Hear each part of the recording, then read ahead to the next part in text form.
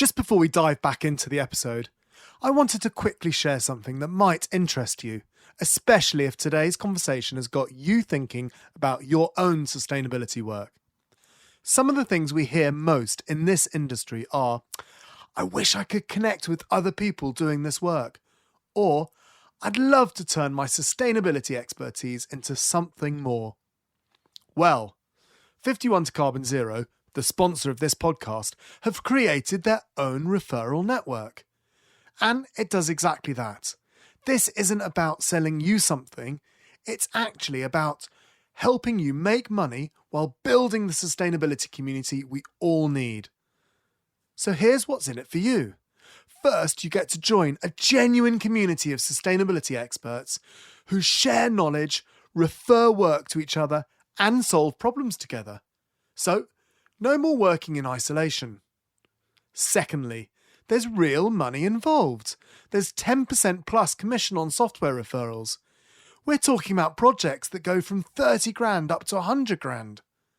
Plus, you'll be able to boost your presence by taking part in our fireside chats.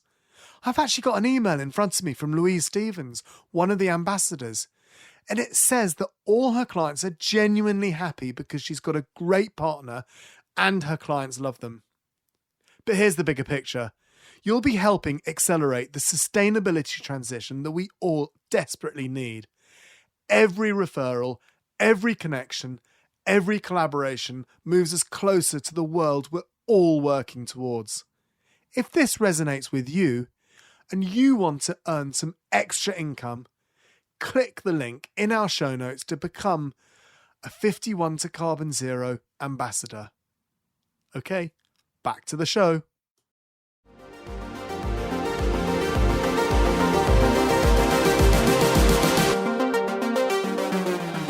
Welcome back to the Green Element podcast, where we feature business leaders and innovators transforming their operations to be more environmentally and socially sustainable. I'm your host, Will Richardson, and I can't wait to meet our guest today and help you on your journey of sustainability.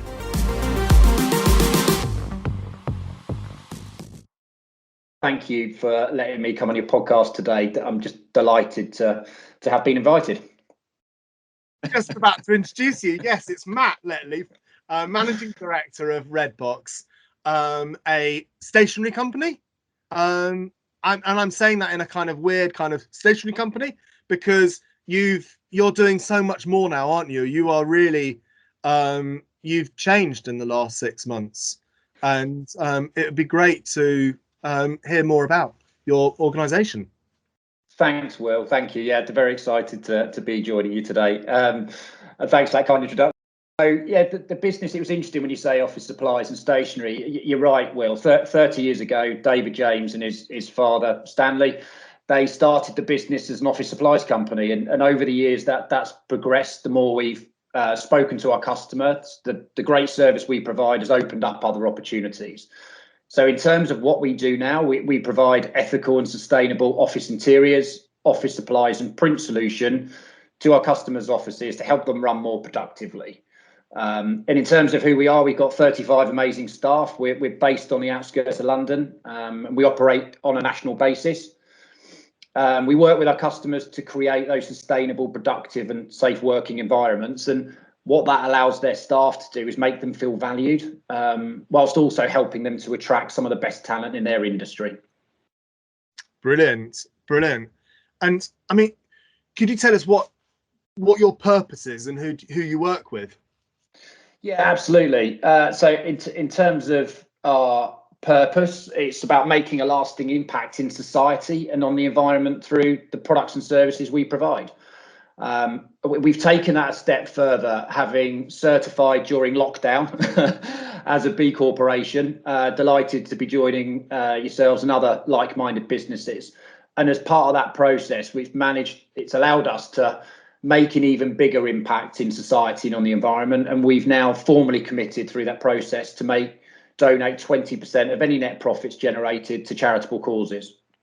So even at this time where it's hard, it's been really hard for you, you're still making those, and I would say sacrifices, aren't they? And it's I mean, that's really commendable. That really is commendable.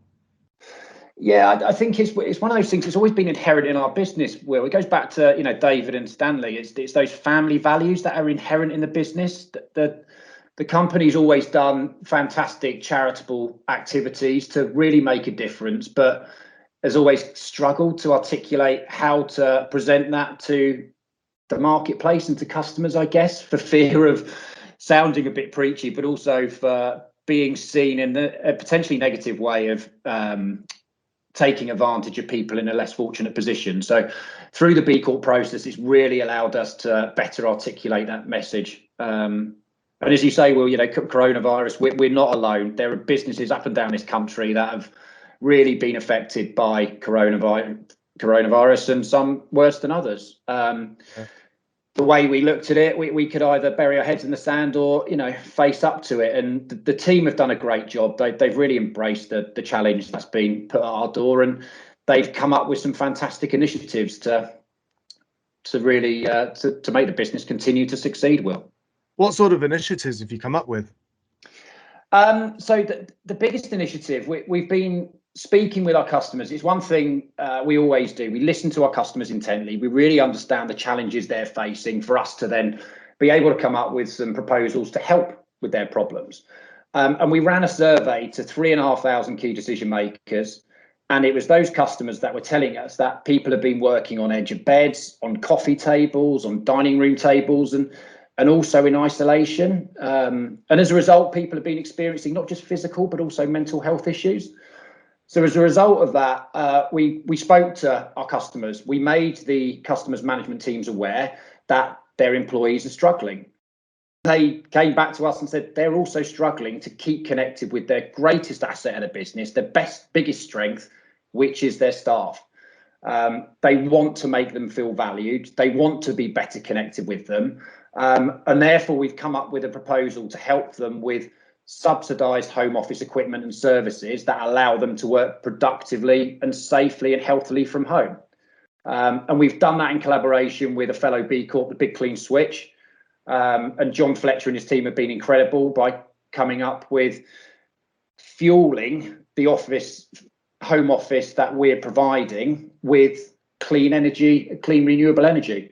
And then the other side of that angle as well is also partnering with mental health charity Oakleaf, where they can provide outreach services that are independent, expert advice to just help their staff who are struggling at the moment. That's funny. I know Oakleaf. I think we've had this conversation actually.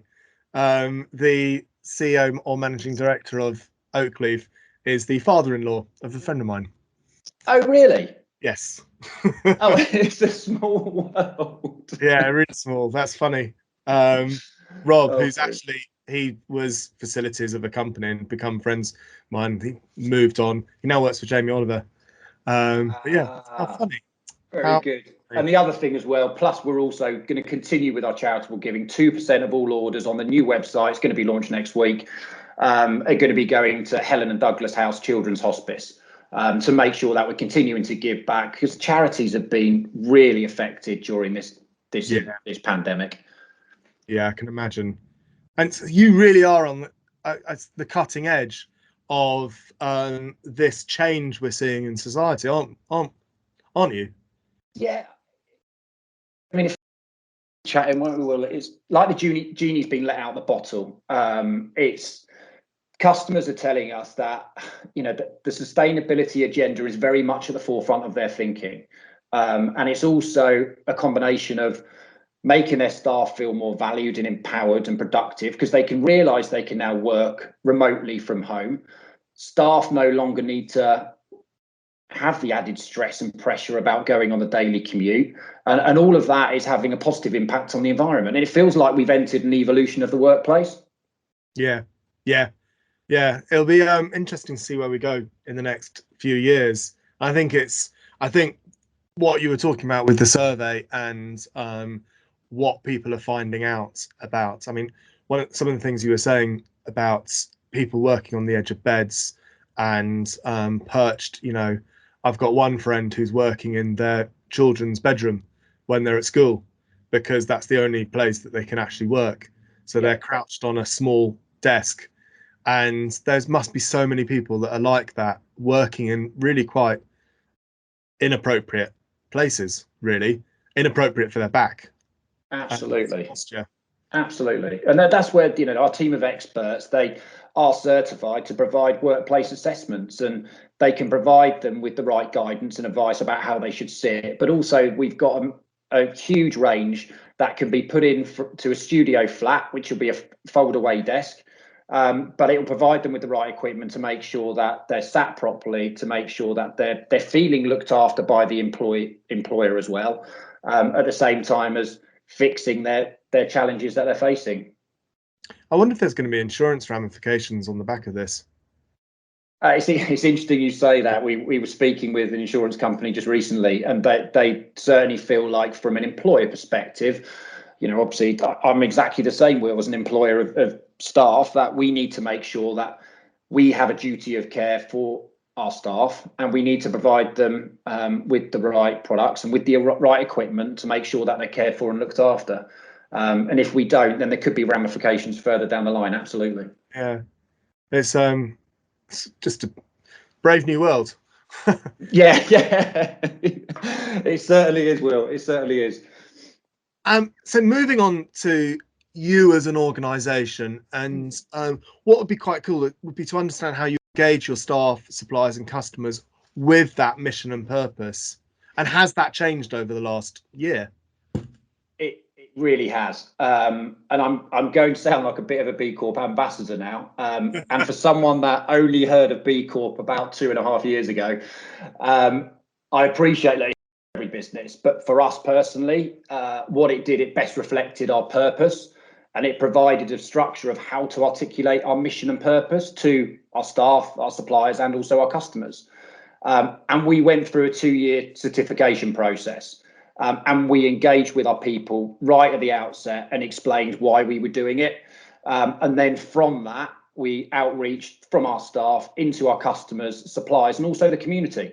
And by sharing that journey, it brought all stakeholders closer together, and that in turn benefited the business. Okay, brilliant. I mean, you do hear such good stories around people who become B Corps, and it's not. And I don't want to sound like a broken record with regards to, I think there are so many organizations out there, and it's got to be worth mentioning that there are loads of organizations out there that are really, really good, really purpose driven, that aren't B Corps. I was actually talking to a company yesterday that's work in fashion, and some of the stuff that they are doing, I'd never heard of them. It's a company called Beaumont, but what they have a factory that they make the clothes in Portugal. They deliberately didn't go. They've basically every step of the way they've thought about everything, making their clothes and the way that they do it. And I had this conversation with this guy, and I was like, wow, it really makes me happy that there are so many small organizations that are really thinking about this innately themselves. These guys have been around since 2008, and they are. And I think that's where we've got to remember is it's not necessarily, there are loads of purpose driven. I think as long as organizations are purpose driven, that's a really good thing. Absolutely. And as I say, just for us, it just gave that structure that we didn't previously have. And it also not only has delivered on our current ambitions, but it also sets up our future aspirations as well. Yeah, I think, brilliant. So when it comes to running an ethical and sustainable business, what would you say has been your biggest struggle so far? And can you tell us a bit about how you've overcome it? Yeah, biggest struggle. I would say historically, I mentioned it briefly earlier, but it was how to articulate our story that reflected our values and purpose as a business. We were doing a lot of great stuff, and we wanted to back up our positive words and good intentions with more evidence of what we were doing with a positive impact. So we were doing some great things in the community. We were creating some really innovative environmental initiatives, but we were just fearful of coming across a little bit preachy or worried about how we were going to be perceived. So the best thing we did, we engaged with 2 thought-provoking and leading ethical and also environmental partners in Junction and Ethical Goods, and they helped in our mission. So they really came in, they unearthed everything. They They challenged our business. They were brutally honest, which at times it kind of made us sit back in our seat whilst we dusted ourselves off a bit. It was refreshing, and it empowered us to more effectively share that core message, from helping us understand the value of being clear about our purpose. And they supported us, and they really did handhold us through that B Corp certification process.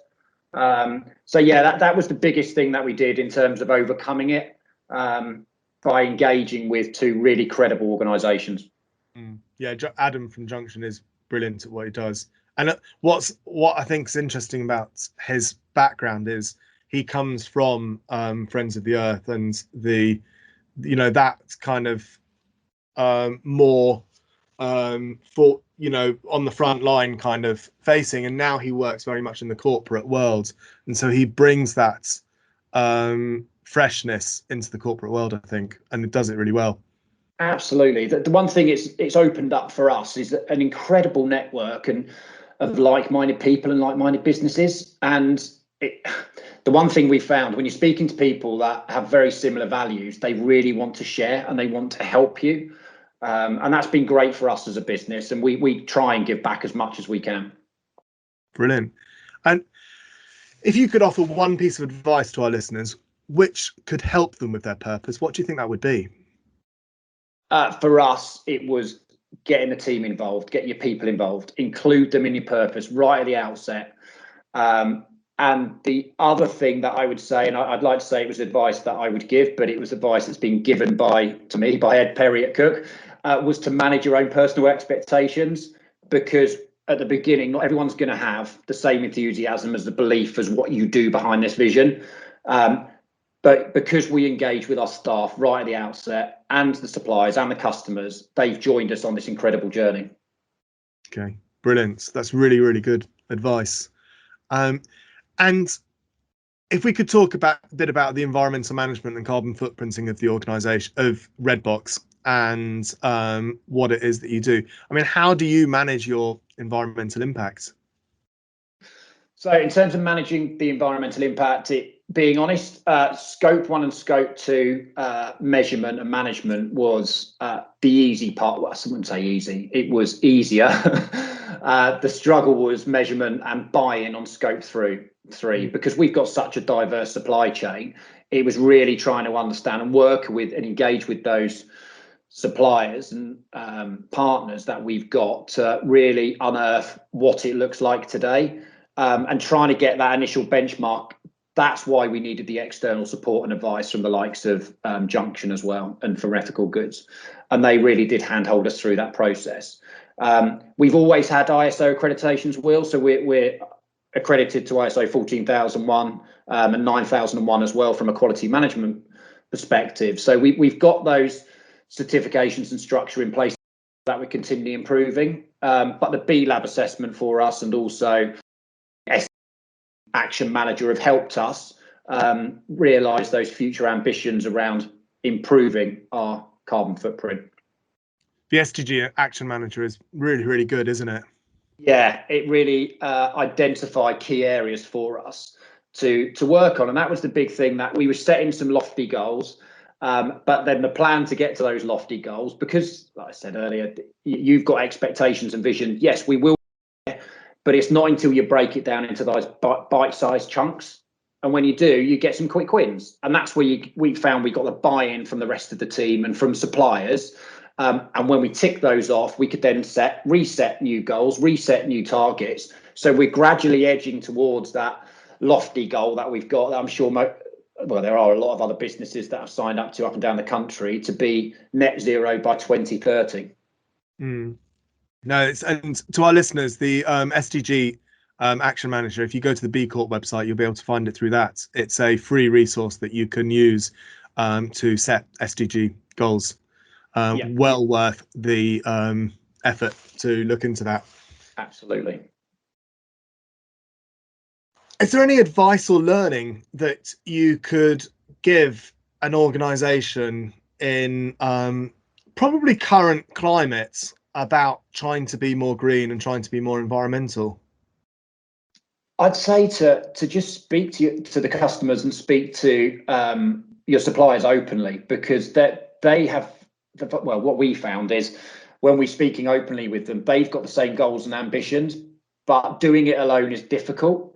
So for instance, we've worked with our customers to understand exactly what the environmental impact is of shipping the goods and services we provide to them that they require. And our industry, it's provided over the years an expectation of convenience. So if you order today, we'll get your stuff delivered to your desk tomorrow by 5 o'clock.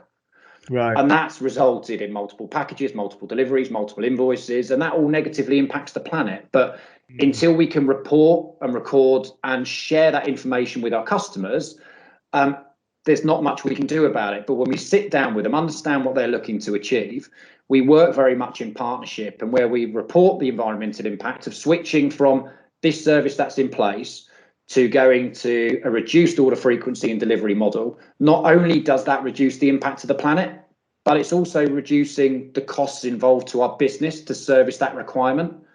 And we're openly sharing that financial benefit with our customers. And because we have partnerships, we believe we should be sharing that.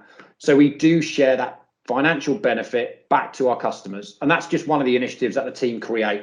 But to go back to the initial question, just speak with customers, speak to the supply chain, really open up, because 99% of the time they're looking to achieve the same thing. And it's much easier working in partnership, trying to achieve that same goal. Yeah, brilliant. Really good advice. And you can hear that passion, that knowledge, that expertise coming through while you've been talking about what you've been doing at REDBOX. I mean, what's your background? Like, could you tell us a bit of the history about who Matt Letley is, please? Yeah, sure. So I grew up. My father introduced me to this industry some 22 years ago now. I know I don't look old enough, do I, Will? So yeah, my father introduced me to the industry, and it was working for an SME at the time. They were really creative, really innovative, and through various acquisitions, ended up working for a global corporate. And at the time, my life changed. Had a wonderful, and she's 8 years old now, going on to be a teenager at times. But my daughter was born, had that, I guess, life-changing decision to make about what I personally wanted, and I was missing out on a lot. So working for a local business that really cared for the planet and really cared for society and wanting to make a positive impact on the environment, I was really careful when I switched my career from working for that global corporate to who I wanted to work with. And when I came across REDBOX, met with David and the team, it was one of those moments you think, yeah, this is the right fit for me. And we've gone on an incredible journey over the last 5 years. We've made a lot of great changes, but it's the team that sit behind us, and the people that we all care passionately about. They care passionately about our customers, and also making that difference in society to other people that just desperately need that help. Brilliant. So you've really kind of worked your way through REDBOX up to managing director then as well. Yeah, they brought me on through a merger back in 2015, and came in as sales director. And yeah, absolutely, as you say, we'll work the way through the business. But that's what's great about the company. It supports with your career ambitions, and it supported me personally to get to the position that I'm in today. And to go back to it, all of that wouldn't be possible without the staff that sit behind us. That's brilliant. That's really. It's really, really nice to hear, and it's nice to hear your journey as well, because I think that's what a lot of these organisations, and I think I was reading an article recently that a lot of they're looking at the face of a lot of smaller organisations, because actually they're driving so much more change now, because we are looking at buying off smaller organisations. We're thinking about who we buy off and our actions much more so than ever before. Yeah, absolutely. I think I totally agree. It's hard to relate, isn't it, to a business? It's hard to make that connection. But when you get to understand the person that sits behind the business a lot better, then you've got personality that sits behind it. You can relate to it more, can't you? I totally agree, Will. But I wonder, because I was having read that, I was then thinking about we're quite scathing of personality politics, and so we're quite keen to have personality business, but then scathing of personality politics. I don't know. I just started thinking about it, and going, well, that's a bit of a dichotomy, isn't it? It is indeed. Anyway. Yeah, it is indeed. It is indeed. Brilliant. Thank you so much for being on today. I mean, is there anything else that you wanted to add? No, not at all. Not for me, Will. It was just to say thank you very much for the time today. Thank you to your listeners if they've listened in today. There's a lot of work for us to do as a business. There are times we don't always get it right. We have got it wrong, but what's important for us, we've got that inclusive, open and honest relationship with our staff. And because of that, they are honest with us. They will tell us as it is, and they will be direct with us. And because we're open to listening, we will always adapt. We will always change. We'll recognise if we got things wrong, and we'll correct things for future. And it's by working with our customers, great people. That's what will make this business succeed in the long term. We'd love to hear from any of your listeners that want to get in touch, hear a bit more about our business. Yeah. Brilliant. Well, we'll post any links on your business on the website and be promoting those as well. So thank you so much for being coming on, and yeah, good luck with everything. Thank you, Will. Great to catch up. No doubt we'll speak again soon. Thanks again.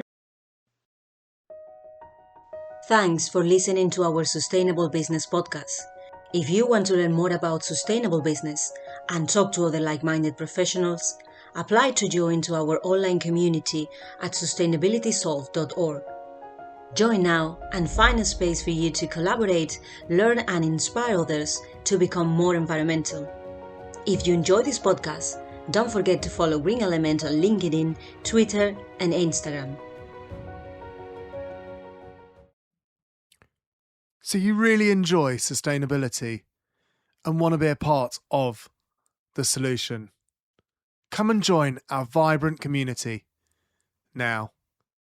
Book a call and we can talk more.